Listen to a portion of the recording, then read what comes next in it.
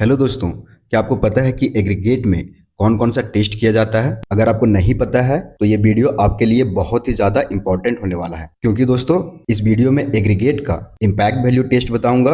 उसके बाद एग्रीगेट का ग्रेडेशन टेस्ट बताऊंगा, जिसे सीव एनालिसिस भी कहा जाता है। दोस्तों इस वीडियो में मैं आपको 10 mm, 20 mm और 40 mm एग्रीगेट का ग्रेडेशन टेस्ट करना सिखाऊंगा।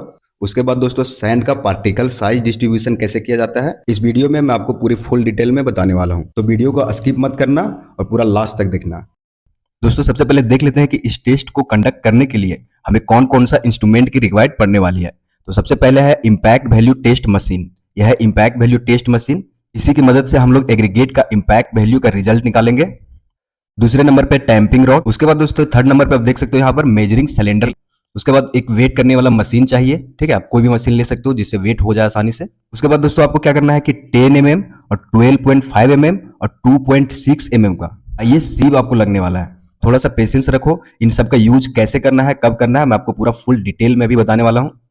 अब दोस्तों इसका प्रोसीजर देख लेते हैं कि आखिर एग्रीगेट इम्पैक्ट वैल्यू टेस्ट किया कैसे जाता है। इसमें मैं आपको स्टेप बाय स्टेप बताऊंगा। वीडियो को पूरा ध्यान से देखना है और आपको कोई इसमें मिस्टेक नहीं करना है। सबसे पहला स्टेप है द एग्रीगेट सैंपल सीप through 12.5 mm and collect it which is retained in 10 mm सीप।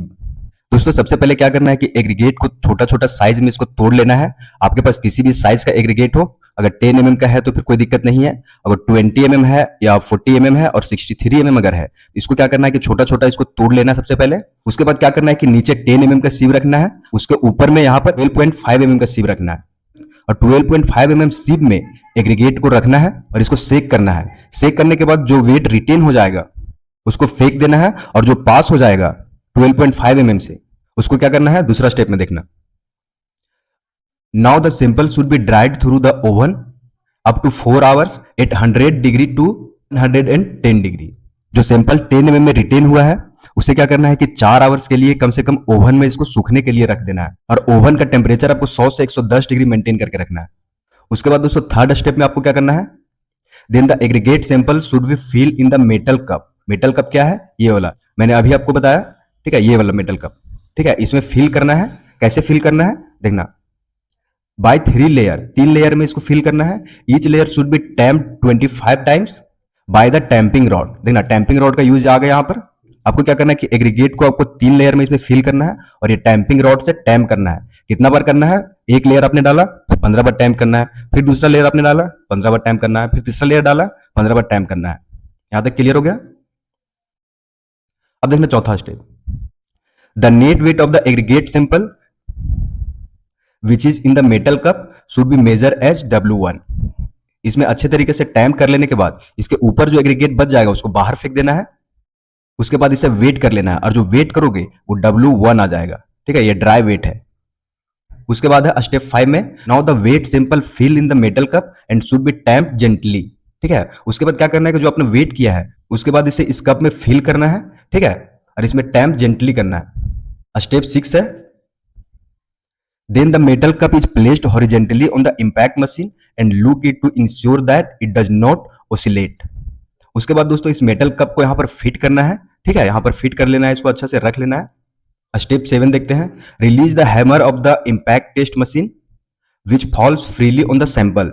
It should be done 15 blows at less than 1 second interval. देखना ये बोल रहा है कि कप को यहां से अच्छा तरीके से प्लेस कर लेने के बाद इसको ऊपर उठाना है, इसको ऊपर उठाना है और फिर नीचे गिराना है।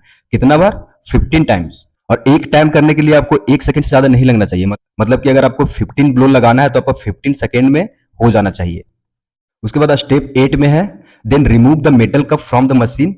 मेटल कप को हटा देना है and sieve aggregate through 2.36 mm। ठीक है, जैसे ही दोस्तों इसमें 15 ब्लॉक कंप्लीट हो जाता है उसके बाद क्या करना है कि ये जो एग्रीगेट रहेगा उसको बाहर निकालना है और 2.36 mm का सीव से उसको सीव करना है। Now weigh the collected sample as W2 और 2.36 mm में जो वेट रिटेन हो जाएगा उसका वेट कर लेना है और उसे W2 दे देना है। बस आपको इस टेस्ट में इतना ही प्रोसीजर करना है। परसेंट ऑफ AIV निकालने के लिए आपको क्या फॉर्मूला लगाना है, W2 बाई W1 इंटू 100। दोस्तों अब इसका पहले कैलकुलेशन बता दे लेता हूं। ठीक है, इसको यहां से थोड़ा हटा देते हैं, ऊपर कर देते हैं इसको। थोड़ा सा फॉर्मेट में आपको बता देता हूं। यह है weight of dried sample W1, यह है weight of crust particle pass through 2.36 mm ISC, ठीक है, W2। तो मैंने भी एक टेस्ट परफॉर्म किया था, जो रिजल्ट मेरे पास है आप स्क्रीन पर देख सकते हो। तो इसमें एक से टेस्ट करने के लिए आपको क्या करना है कि 2 से 3 बार सिंपल लेना है। एवरेज करने के बाद जो रिजल्ट आएगा वही आपका फाइनल रिजल्ट रहेगा।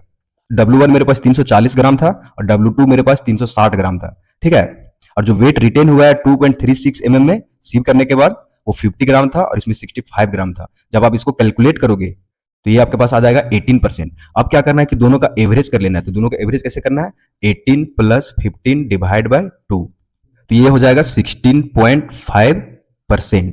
तो हमारा जो AIV का जो रिजल्ट आया है वो 16.5% आया है। अब दोस्तों इसको IS कोड से मैच करके देखते हैं कि एग्रीगेट कौन सा कैटेगरी में है।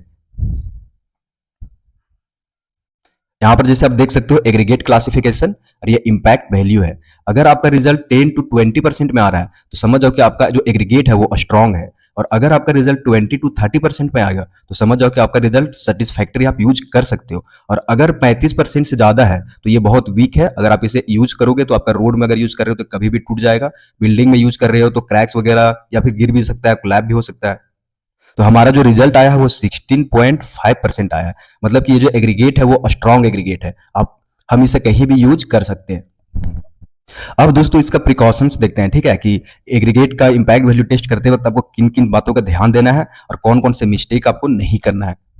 The sample aggregate should be free from moisture, ठीक है, जो आप एग्रीगेट यूज करोगे उसमें किसी तरह का मॉइस्चर प्रेजेंट नहीं होना चाहिए। The sample aggregate must be clean by the cloth to free from dust. आप जो सैंपल यूज करोगे, जो मोल्ड आप यूज करोगे, उसमें किसी तरह का डस्ट नहीं होना चाहिए। उसको क्या करना है कि एग्रीगेट उसमें फिल करने से पहले कपड़ा से उसको अच्छा से पोंछ लेना है और जितना भी डस्ट वगैरह है उसे सब क्लीन कर लेना है। The tamping work should be executed in a gentle manner. आप जब टैंपिंग रॉड से उसे टैम्प करोगे फिल करते वक्त तो आपको क्या करना है कि 15 ब्लो प्रॉपर लगाना है। ऐसा नहीं कि एक ही जगह पे ले रहे हैं, उसको चारों साइड से 15 ब्लो लगाना है अच्छा से। नेक्स्ट है wear a hand glove when the sample is taken out of the oven. जब आप ओवन से सैंपल निकालोगे तो आपको हमेशा हैंड ग्लव का यूज करना है ताकि आपका हाथ जले नहीं। The test should commence after the sample loss its heat after taken out from the oven. देखना ये बोल रहा है जब आप एग्रीगेट को ओवन से निकालोगे तो ओवन से निकालने के बाद उसे ठंडा होने देना है। The hammer blowing should be done 15 times, not less than with in a second, interval for each blow. अभी मैंने आपको बताया प्रोसीजर में कि 15 ब्लो लगाना है और एक ब्लो देने के लिए आपको 1 सेकेंड का टाइम लेना है। मतलब कि 15 ब्लो अगर यदि आप लगा रहे हो तो आपका 15 सेकेंड में कंप्लीट हो जाना चाहिए। और दोस्तों कमेंट करके बताओ कि कौन सा टेस्ट आपको सीखना है, मैं आपके लिए उस टेस्ट का वीडियो बना दूंगा।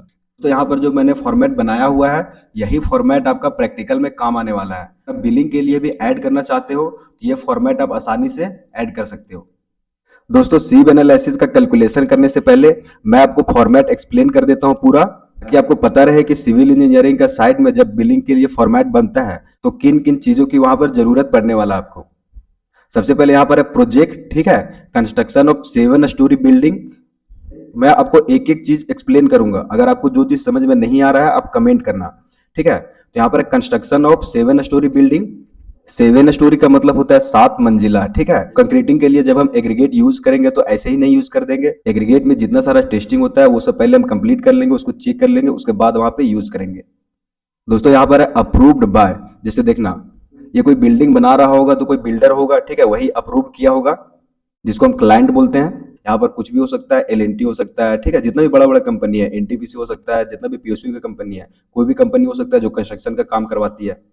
नेक्स्ट यहाँ पर अप्रूव्ड डेट, जब यहाँ पर अप्रूव्ड हुआ है तब का डेट। यहाँ पर है क्लाइंट, ठीक है, जो भी इसको अप्रूव करेगा, ठीक है, उसी क्लाइंट का नाम यहाँ पर आ जाएगा। नेक्स्ट यहाँ पर FQP नंबर। QP का फुल फॉर्म होता है फील्ड क्वालिटी प्लान। अगर आपको नहीं पता है तो याद रखना, इंटरव्यू में पूछा जाता है। वो FQP का नंबर यहाँ पे आ जाएगा। यहाँ पर FQP डेट, ठीक है, FQP कब बनाया गया है, उसको अप्रूव किया गया है, उसका डेट यहाँ पर आ जाएगा। नेक्स्ट यहाँ पर रिपोर्ट नंबर, ठीक है, जो ये जो टेस्ट रिपोर्ट बन रहा है वो कौन सा नंबर पे रिपोर्ट है। जैसे मान लो कि इसके पहले 10 टेस्ट हो चुका है, 11वां टेस्ट हो रहा है, तो यहाँ पर क्या हो जाएगा 11, ठीक है। नेक्स्ट यहाँ पर है डेट ऑफ सैंपलिंग, ठीक है, जो एग्रीगेट है, ठीक है, उसको सैंपल कब किया गया है, और यह डेट ऑफ टेस्टिंग, मतलब कि ये ग्रेडेशन टेस्ट या सिव एनालिसिस टेस्ट कब कर रहे हैं। मैं आपको बता देता हूँ कि ग्रेडेशन टेस्ट को ही सिव एनालिसिस टेस्ट बोला जाता है, इसमें आपको कंफ्यूज नहीं होना है। अगर आपको कोई ग्रेडेशन टेस्ट पूछे या फिर सिव एनालिसिस टेस्ट पूछे तो दोनों का मतलब सेम ही होता है।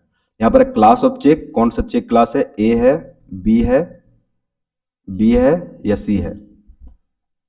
नेक्स्ट यहाँ पर सोर्स ऑफ एग्रीगेट, मतलब कि जो एग्रीगेट आया हुआ है कंपनी में वो कहाँ से लाया गया, सोर्स मतलब कि जहाँ पर एग्रीगेट बना हुआ है, ठीक है, बड़ा बड़ा पत्थर को तोड़ के एग्रीगेट बनाया गया है, वो सोर्स का मैं बात कर रहा हूँ।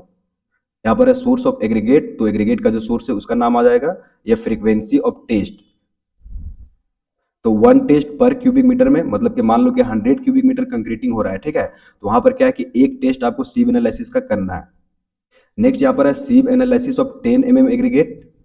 तो आज मैं जो आपको कैलकुलेशन बताने वाला हूँ वो 10 mm का करके बताऊंगा।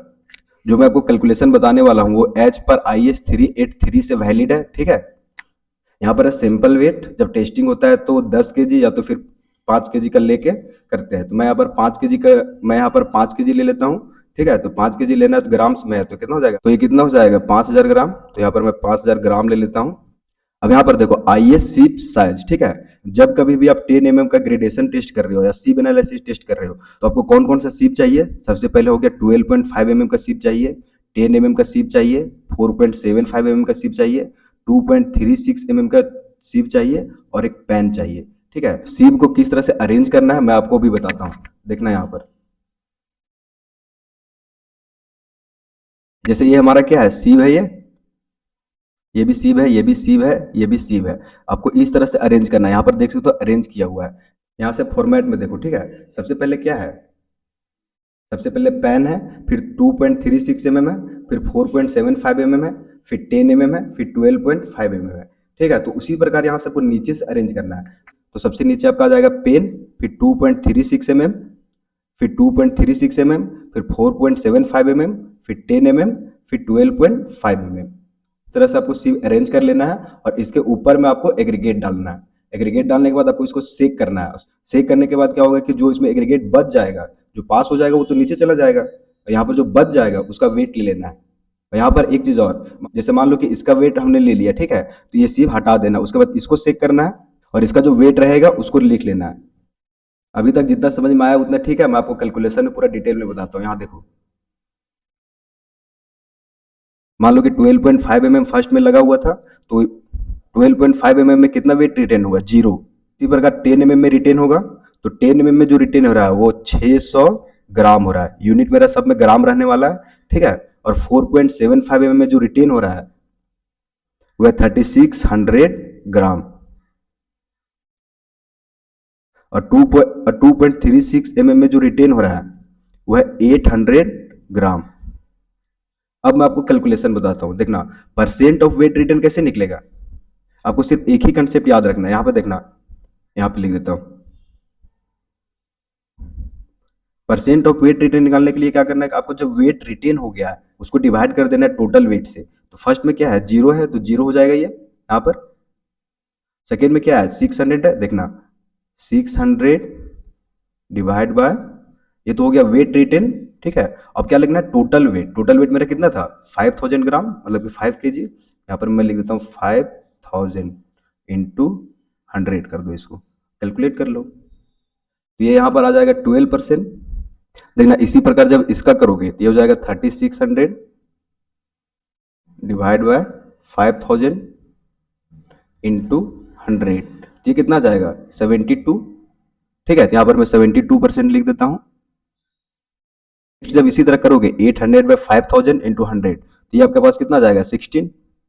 अब आपको क्या निकालना है, क्यूमुलेटिव रिटेन निकालना है। तो देखना क्यूमुलेटिव रिटेन निकालने के लिए आपको कुछ नहीं करना है। देखना यहाँ पर जीरो है, तो यहाँ पर फर्स्ट में जो भी रहेगा जीरो है, तो यहाँ पर मैं जीरो लिख दिया हूँ। अब इसको इससे सिंपली ऐड कर देना है, जीरो को 12 से, याद कितना हो जाएगा 12। अब 12 को 72 से ऐड कर देना है, यहाँ पर कितना हो जाएगा 84। अब 84 को यहाँ से 16 में ऐड कर देना है, कितना हो जाएगा 100।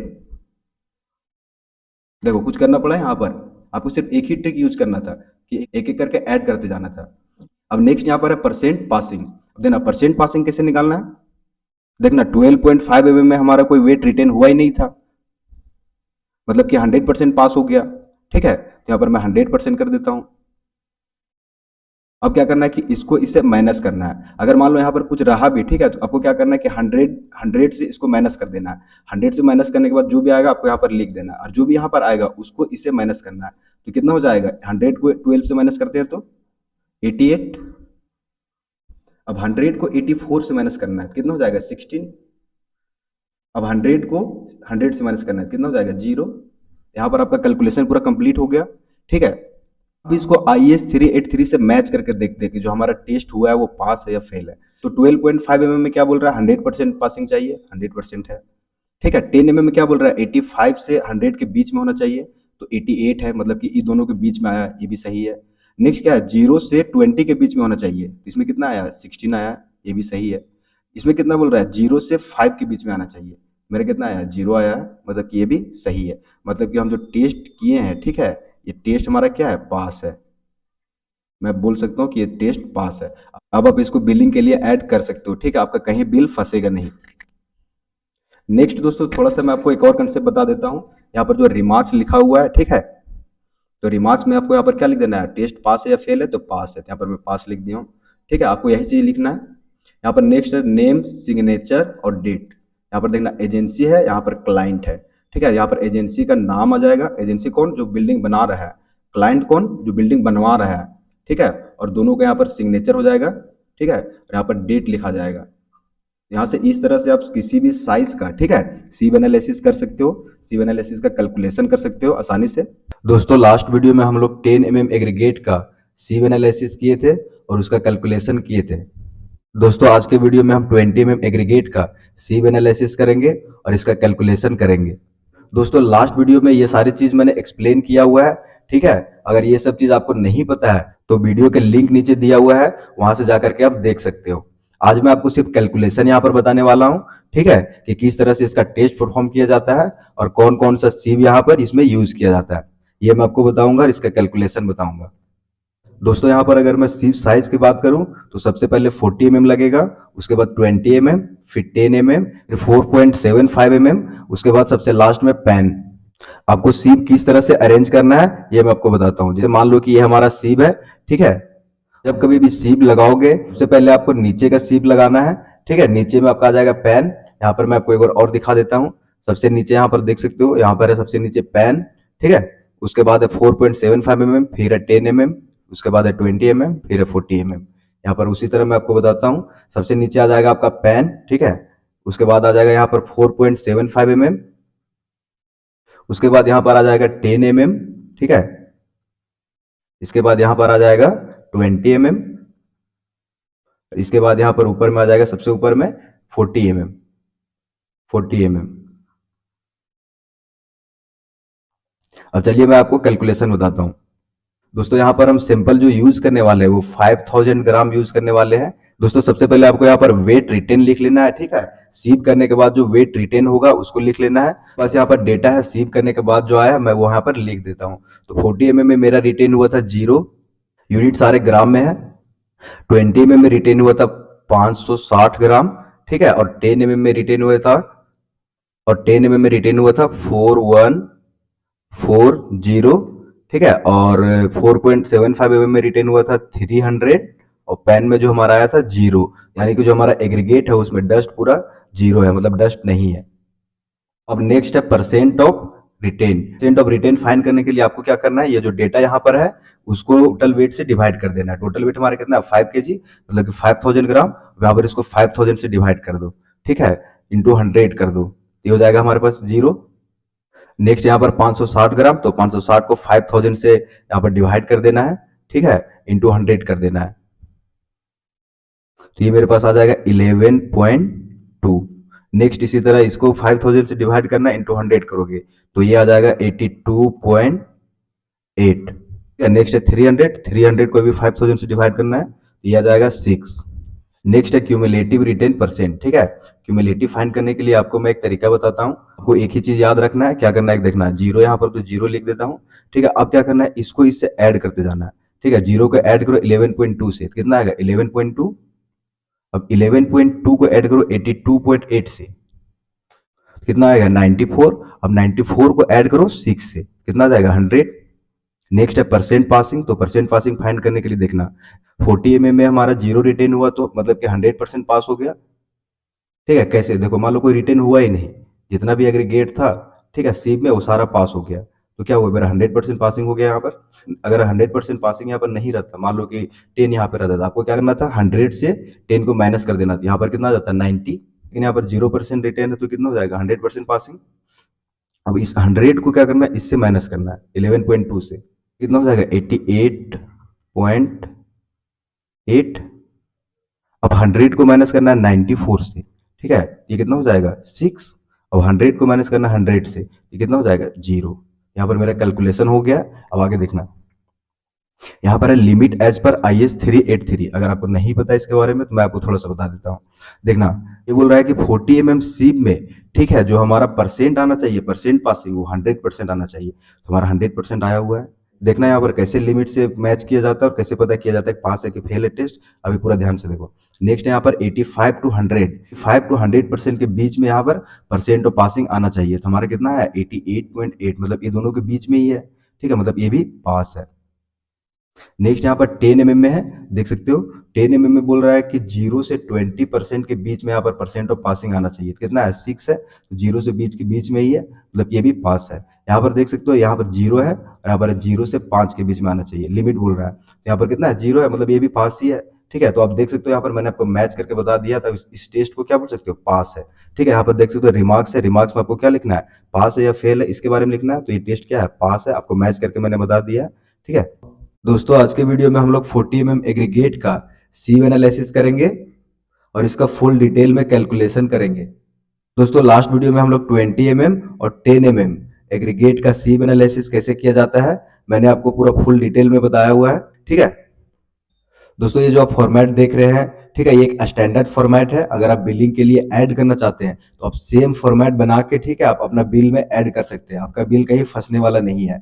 आज मैं आपको सारी डिटेल बताने वाला हूँ इसमें स्टार्टिंग से, ठीक है। जैसे यहाँ पर आप देख सकते हो अप्रूव्ड बाय, ये जो प्रोजेक्ट अप्रूव्ड किया गया है, ठीक है, उसका नाम यहाँ पे आ जाएगा, अप्रूव्ड डेट आ जाएगा, जिस दिन अप्रूव्ड हुआ उस दिन का यहाँ पर डेट आ जाएगा, ठीक है। यहाँ पर क्लाइंट, मतलब कि क्लाइंट का जो नाम है, ठीक है, यहाँ पर ये आ जाएगा। जैसे मान लो यहाँ पर कि NTPC है, ठीक है, मैं यहाँ पर लिख देता हूँ। इसके अंडर में जो एजेंसी है वो है LNT। तो यहाँ पर क्लाइंट का नाम आ जाएगा। यहाँ पर नेक्स्ट सोर्स ऑफ एग्रीगेट, मतलब कि ये जो एग्रीगेट बना हुआ है कहाँ पे बना हुआ है, ठीक है, उसका सोर्स का नाम यहाँ पे दे देना है। नेक्स्ट यहाँ पर FQP नंबर, अगर अगर आपको FQP नहीं पता है तो मैं आपको बता देता हूँ। FQP का फुल फॉर्म होता है फील्ड क्वालिटी प्लान। यहाँ पर FQP नंबर आ जाएगा। यहाँ पर FQP डेट है, FQP जिस दिन अप्रूव्ड हुआ उस दिन का डेट यहाँ पर आ जाएगा। नेक्स्ट यहाँ पर रिपोर्ट नंबर, ये जो टेस्ट कर रहे हैं कौन सा नंबर का टेस्ट कर रहे हैं, ठीक है। जैसे मान लो इससे पहले 20 टेस्ट हो चुका है, ठीक है, और ये 21 नंबर के लिए कर रहे हैं, तो यहाँ पर 21 नंबर हो जाएगा, ठीक है, टेस्ट रिपोर्ट। यहाँ पर डेट ऑफ सैम्पलिंग, जिस दिन एग्रीगेट सैंपल किया गया था उसका डेट यहाँ पर आएगा। नेक्स्ट है डेट ऑफ टेस्टिंग, मतलब कि जिस दिन आप सीव एनालिसिस कर रहे हो, ठीक है, उस दिन का यहाँ पर डेट आ जाएगा। दोस्तों यहाँ पर है फ्रीक्वेंसी ऑफ टेस्ट, ठीक है, तो फ्रीक्वेंसी कितना है 1 टेस्ट पर 100 क्यूबिक मीटर में, मतलब कि जहां कहीं भी 100 क्यूबिक मीटर का कंक्रीटिंग हो रहा है, ठीक है, तो उसके लिए एक टेस्ट ग्रेडेशन का करना बहुत जरूरी है। दोस्तों नेक्स्ट यहाँ पर है सिंपल वेट, ठीक है। सिंपल वेट मतलब कि ये जो टेस्ट आप कर रहे हो, ठीक है, तो टेस्ट टेस्ट के दौरान आपको कितना एग्रीगेट लेना है। यहाँ पर मैं 5 kg एग्रीगेट यूज करने वाला हूँ, ठीक है, आप 10 kg भी कर सकते हो, 15 kg भी कर सकते हो, 20 kg भी कर सकते हो। सबसे मेन पॉइंट यहाँ पर यह है कि जब आप कैलकुलेशन करोगे, ठीक है, तो कैलकुलेशन आपका सेम रहेगा, लेकिन जो मैं प्रोसेस बताऊंगा आपको सेम प्रोसेस फॉलो करना है। अगर आप 10 kg लेते हो या 15 kg लेते हो, ठीक है, मैं यहाँ पर 5 kg ले रहा हूँ, तो यहाँ पर यूनिट आप देख सकते हो ग्राम में है, तो मैं यहाँ पर 5000 कर देता हूँ, ठीक है, आपको पता होगा। नेक्स्ट यहाँ पर है IS सीप साइज है। अब दोस्तों मैं आपको कैलकुलेशन बताने वाला हूँ, तो वीडियो का स्किप मत करना, ठीक है, ध्यान से देखना। अब हो सके तो अगर आपके पास पेन पेपर का सुविधा हो तो आप भी प्रैक्टिस कर लो फटाक के, आपका माइंड में तुरंत सेट हो जाएगा, ठीक है। यहाँ पर देख सकते हो IS सीप साइज है MM में। तो 40 mm एग्रीगेट का ग्रेडेशन टेस्ट या सीव एनालिसिस टेस्ट करने के लिए, ठीक है, आपको 63 mm का एक सीव चाहिए, एक 40 mm का सीव चाहिए, एक 20 mm का सीव चाहिए और एक 10 mm का सीव चाहिए और एक लास्ट नीचे पेन चाहिए, ठीक है। सीव कैसे अरेंज करना है मैं आपको बताता हूँ। जैसे यहाँ पर आप देख सकते हो ये सीव है, ठीक है, ये भी सीव है, ये भी सीव है, और तीनों का साइज आप देख सकते हो, सीव का साइज ये वाली साइज, ठीक है, तीनों का अलग अलग है। इसको अरेंज कैसे करना है मैं आपको बताता हूँ। तो पेन को हमेशा आपको नीचे रखना है, ये पेन आगे नीचे रखना है, उसके ऊपर क्या था 10 mm, तो यहाँ पर आपको 10 mm का सीव लगाना है, ठीक है। इसी के ऊपर यहाँ पर आपको लगाना है 20 mm का सीव, ठीक है, और इसी के ऊपर यहाँ पे लगाना है आपको 40 mm का सीव, और इसके ऊपर यहाँ पर सबसे टॉप में, ठीक है, ये तो एक एक्स्ट्रा यहाँ पर लगा हुआ है, यहाँ पर जो टॉप में रहेगा आपका वो 63 mm का सीव रहेगा, ठीक है। अब एग्रीगेट जब आप डालोगे यहाँ पे डालोगे और इसको सेक करना है। ठीक है, सेक करने के बाद जो आपका वेट रिटेन होगा उसको लिख लेना है। जैसे 63 mm में यहाँ पर वेट रिटेन कुछ नहीं हुआ तो इसको हटा देना है, जीरो वेट लिख देना है। और जैसे मान लो कि यहाँ पर आप 40 mm में सेक कर रहे हो, 40 mm में सेक करने के बाद आपने देखा कि कुछ एग्रीगेट ऊपर बच जा रहा है, कुछ नीचे चला जा रहा है, तो ऊपर जो बच जाएगा उसी का वेट यहाँ पर आपको लिख लेना है। ठीक है, इसी प्रकार 20 mm का वेट लिख लेना है और 10 mm का लिख लेना है। चलिए मैं अब आपको कैलकुलेशन बताता हूँ। टेस्ट परफॉर्म करने के बाद जो मेरे पास डेटा आया है कुछ इस तरह से है। 63 mm में 0 है और 40 mm में 475 है, 20 mm में 4250 और 10 mm में 275। अब देखना कैलकुलेट कैसे करना है, आगे परसेंट ऑफ रिटेन कैसे निकालना है। जैसे इसमें कितना रिटेन हुआ है, जीरो, तो जीरो को क्या करना है, टोटल वेट से डिवाइड कर देना है। टोटल वेट कितना है 5000, यहाँ पर 5000 ग्राम इंटू 100 कर देना है। ये कितना हो जाएगा, जीरो। सेम प्रोसेस सारे में फॉलो करना है। तो 475 में यहाँ पर क्या हो जाएगा, 5000 डिवाइड कर देना है इसे, इंटू 100 करोगे तो ये आ जाएगा आपके पास 9.5। और इसको जब 5000 से डिवाइड करोगे, ठीक है, इसको 5000 से डिवाइड करना है, इंटू 100 करोगे तो यह आ जाएगा 85। और जब इसको डिवाइड करोगे 5000 से, ठीक है, इंटू 100 करोगे तो यह जाएगा 5.5। यहाँ पर देखना परसेंट ऑफ रिटेन हम लोग को निकल गया। अब हम लोग को क्या निकालना है, क्यूमुलेटिव रिटेन निकालना है। अगर आपको क्यूमुलेटिव कैसे निकालना है पता होगा तो ठीक है, नहीं पता तो आप देख लो। यहाँ पर जीरो, यहाँ पर आपको जीरो लिख देना है। इसको अब इस जीरो के 9.5 से ऐड कर देना है। यहाँ पर कितना हो गया 9.5। अब इस 9.5 को 85 से ऐड कर देना है, ये कितना हो जाएगा 94.5। अब 94.5 को 5.5 से ऐड करना है, ये कितना हो जाएगा 100। यहाँ पर अब क्यूमुलेटिव रिटर्न निकल गया। अब परसेंट ऑफ पासिंग निकालना है। तो परसेंट ऑफ पासिंग कैसे निकलेगा, देखना 63 में कितना परसेंट पास हुआ है, पास हो गया मतलब कि 100% पासिंग है। आगे आपको सेम प्रोसेस फॉलो करना है जो मैं आपको बताऊंगा। ठीक है, देखना इस 100 को 9.5 से माइनस कर दो, कितना आ जाएगा 90.5। ठीक है, अब इस 100 को यहाँ पर हम लोग क्या कर रहे थे कि इसको इससे माइनस किए थे, यहाँ पर जो आया था उसको फिर इससे माइनस किए थे। यहाँ पर हम लोग क्या किया था कि इसको इसे ऐड किए थे और यहाँ पर जो आया था उसको फिर से इसको ऐड किए थे। यहाँ पर क्या करना है कि नहीं, 100 को इससे माइनस किए, 90.5 आया, तो 90.5 को फिर इससे माइनस नहीं करना, 100 को यहाँ पर 94.5 से माइनस करना है। कितना आ जाएगा 5.5। अब 100 को 100 से माइनस करना है, कितना हो जाएगा 100 हो जाएगा, सिंपली सी। अब है लिमिट एज पर IS 383, मतलब कि जो भी हम लोग टेस्ट परफॉर्म किए वो पास है या फेल है। तो कैसे मैच करना है मैं आपको दिखाता हूँ, 1 मिनट में आप सीख जाओगे। देना 63 mm में कितना परसेंट पासिंग था, यहाँ पर देख सकते हो IS 383 के हिसाब से 100% आया है। कितना हमारा 100, कोई दिक्कत नहीं है इसमें। इसमें देखना 40 में कितना था 85 to 100, देखो यहाँ पर सेकंड में 40 में आया कितना है 90.5, मतलब कि जो मेरा रिजल्ट आया है 85 to 100 के बीच में ही तो है। 90.5 कहीं बीच में होगा, मतलब लिमिट के अंदर ही है, मतलब कि ये भी हमारा पास है। यहाँ पर क्या 5.5 है, तो जीरो से 20 के बीच में यहाँ पर आना था 5.5, ये भी पास है, ये भी पास है। तो यहाँ पर 100 में 100 माइनस करोगे तो ये तो जीरो आ जाएगा। ठीक है, तो यहाँ पर क्या है, रिमार्क्स में आपको क्या लिखना है, पास है या फेल है टेस्ट, आपको लिख देना क्या है, पास है।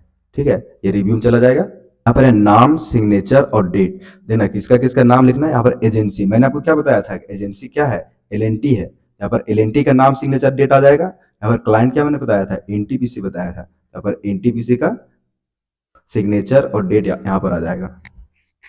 और जब आप पूरा कंप्लीट करवा लेते हो, ठीक है, साइन वगैरह सब चीज करवा लेते हो, तो आपका बिल तो कहीं फंसने वाला है ही नहीं। ठीक है, आपको जो मैं प्रोसेस बताया हूँ इस प्रोसेस अगर आप चलोगे तो आपका बिल कहीं फंसेगा नहीं, टेस्ट भी आपका पास हो जाएगा। आपको कोई मेथड भी नहीं लगाना है इसमें, कहीं कैलकुलेशन भी नहीं करना है। ठीक है, एकदम मैं आपको लॉजिक लगा के सिंपल वे में बताया हूँ इसमें। दोस्तों अभी तक अगर आपने सिविल व्लॉग सब्सक्राइब नहीं किया तो सब्सक्राइब करके। हेलो दोस्तों, वेलकम टू सिविल व्लॉग। दोस्तों आज के वीडियो में हम लोग फाइन एग्रीगेट का क्या करने वाले हैं, सीव एनालिसिस करने वाले हैं, जिसे पार्टिकल साइज डिस्ट्रीब्यूशन भी कहा जाता है।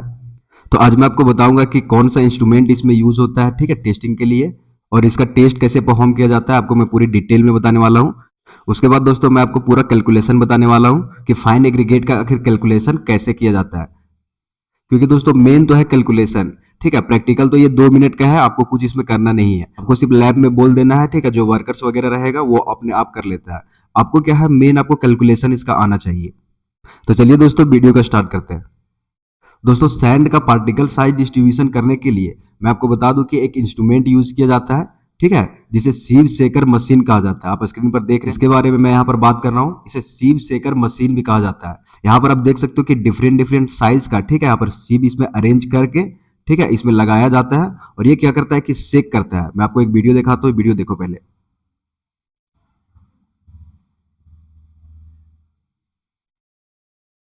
तो जैसा कि आपने वीडियो में देखा, ठीक है, इसमें सैंड डला हुआ है, ठीक है, और ये क्या करता है कि पूरा वाइब्रेट कर देता है। दोस्तों होता क्या है कि सैंड में क्या होता है कि डिफरेंट डिफरेंट साइज का, ठीक है, फाइन एग्रीगेट होता है। जो बड़ा साइज का होता है वो ऊपर रह जाता है, जो छोटा साइज का होता है वो इसमें नीचे आ जाता है, और जो वेट रिटेन हो जाता है, ठीक है, उसका हम वेट कर लेते हैं। बस इतना ही काम प्रैक्टिकल का है।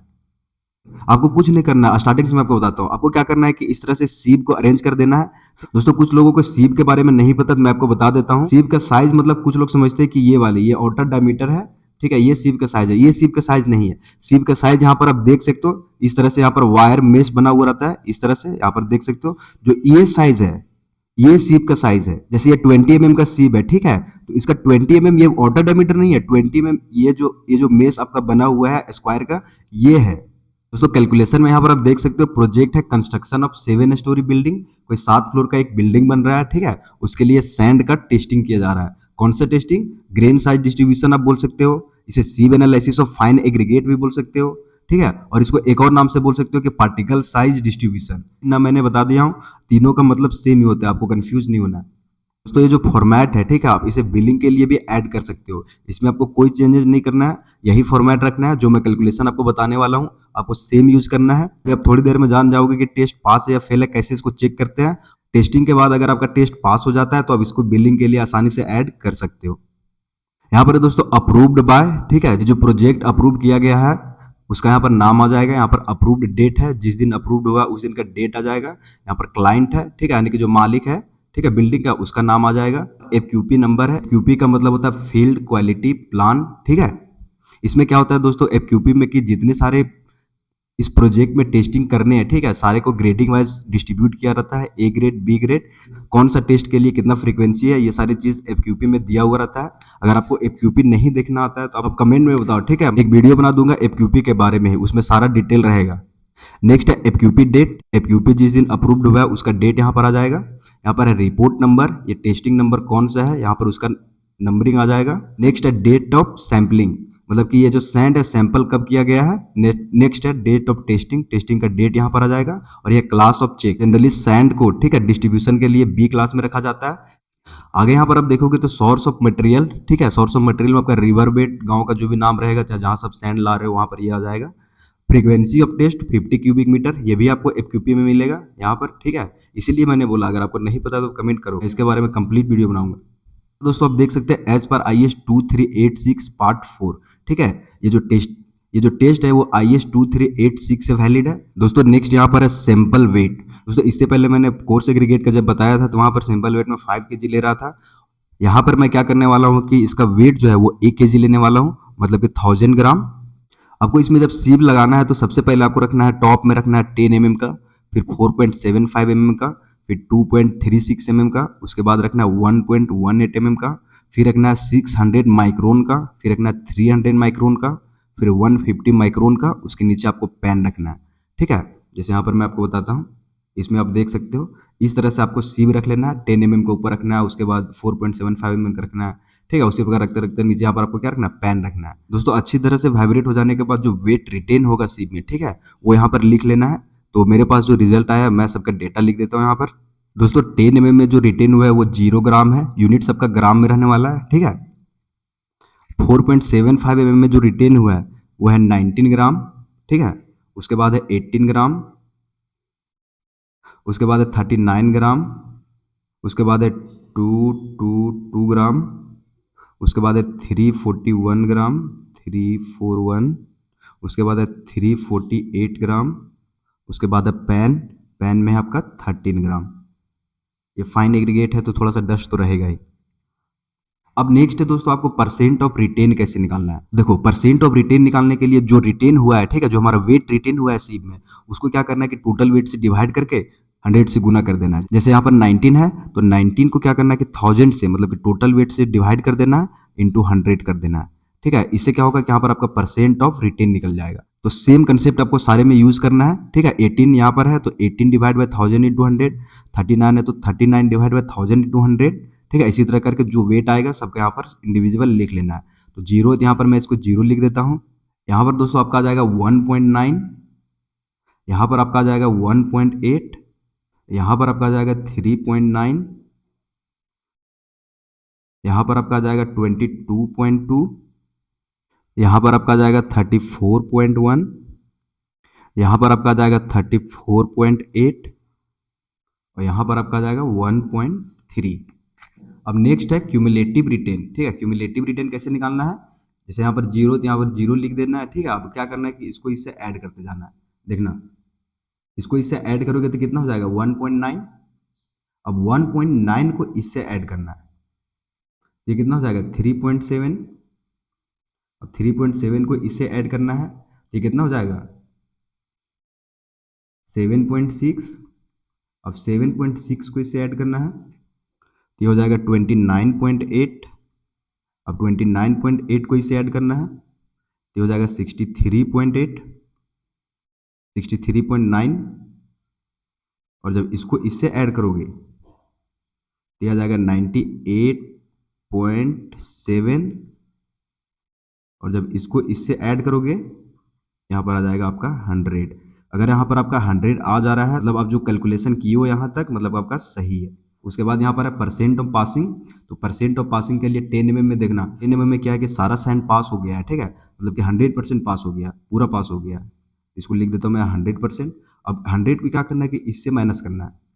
जब 100 को इससे माइनस करोगे तो कितना हो जाएगा 100 माइनस 1.9 करोगे तो 98.10, 98.10।